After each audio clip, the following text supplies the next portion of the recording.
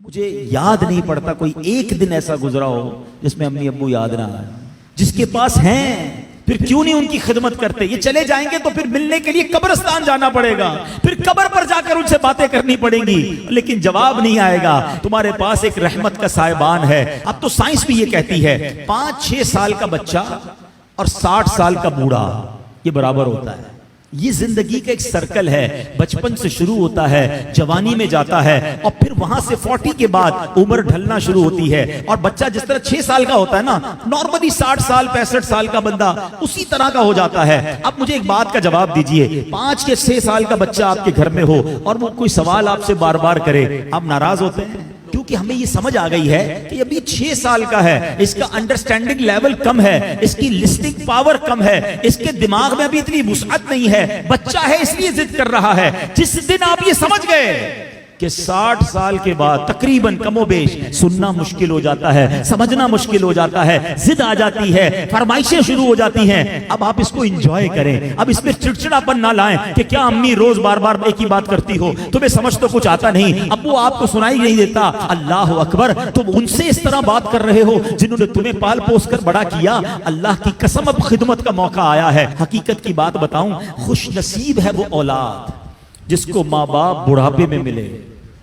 ارے کئی ایسے ہیں جو ماں باپ کو بڑھاپے سے پہلے ہی کھو بیٹھے ہیں, اور خوش نصیب ہے وہ اولاد جس کو ماں باپ نے خدمت کا موقع دیا. ہاں, کئی ماں باپ تو ایسے ہیں جو بچوں کی خدمت کرتے کرتے ہی خود دنیا سے چلے. اگر تمہیں آج خدمت کا موقع ملا ہے نا, یاد کرو میں بھی تو بستر گندا کرتا تھا, میں بھی تو راتیں ان کی تنگ کرتا تھا. اگر میرے ماں باپ بچپن میں یہ فیصلہ کر لیتے کہ میں اس بچے کو کیسے سنبھالوں تو میں تو بے لباس رہ جاتا. کپڑے انہوں نے پہنائے, اگر مجھے وہ چھوڑ دیتے تو میری تعلیم کا کیا ہوتا, میری پرورش کا کیا ہوتا. مجھے آج جو بھی ہوں میں دنیا میں, اپنا ذہن بنا لو میرے پیارے اسلامی بھائیوں, خدا کی قسم اگر آج تمہارے پاس شرافت ہے, عزت ہے, دولت ہے, دنیا میں جو کچھ ہے وہ سب کچھ ہمارے ماں باپ کی برکتوں سے ہے. ہم کچھ بھی نہ ہوتے اگر ماں باپ ہمارا ہاتھ نہ پکڑتے ہیں. اور آج بوڑھے ماں باپ بوجھ لگتے ہیں, آج ان کی بیماری بری لگتی ہے. آج ماں باپ کو بچہ کہہ رہا ہے میں رات کو دوائی نہیں دلاتا, صبح لے جاؤں گا. اسی بچے کو آدھی رات کو اس کا دوست فون کرے, یار میری موٹر سائیکل خراب ہو گئی ہے, پریشان ہو گیا ہوں. ارے تیرے لیے جان حاضر, ابھی آتا ہوں. دوست کے لیے ٹائم ہے تمہارے پاس, ماں باپ کے لیے ٹائم نہیں ہے. واللہ میں صحیح بتاؤں, ان بچوں کے پیسوں کا نصیب جاگا ہے کہ جن بچوں کے پیسے ماں باپ پر خرچ ہو جائیں.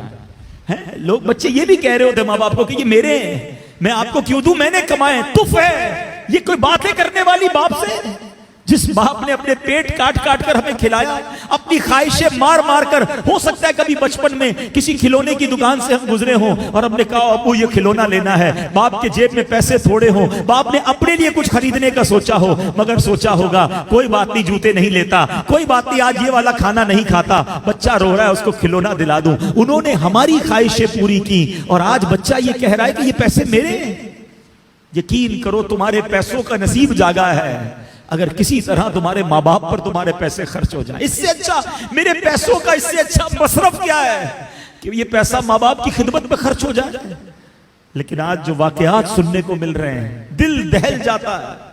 ہم نے علماء کی کتابوں میں پڑھا ہے کہ بیٹا والد کے ساتھ ایسا بہیو کرے, اس طرح زندگی گزارے جیسا آقا کے سامنے غلام ہوتا ہے. مگر آج سننے کو جو باتیں مل رہی ہیں نا کہ بوڑھا باپ بیٹے کے آگے غلام بنا ہوا ہے.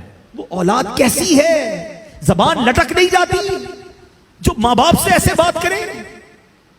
حق یہ ہے کہ اولاد کو ڈرنا چاہیے کہ کہیں میرے ماں باپ ناراض نہ ہو جائیں. حدیث پاک ہے, میرے آقا علیہ الصلوۃ والسلام فرماتے جس کا مضمون ہے ماں باپ ہی تیری جنت ہیں, ماں باپ ہی تیری دوزخ ہیں. اس کا مطلب کیا ہوا, یعنی ماں باپ راضی ہو جائیں تو رب بھی راضی ہو جائے گا, جنت مل جانی ہے. اور ماں باپ ناراض ہو گئے پھر نہیں کام آنی عبادتیں. دین کا کام کریں بہت اچھی بات ہے, مگر یہ دیکھ لو کہ ماں باپ راضی ہیں کہ نہیں, یہ بہت ضروری ہے.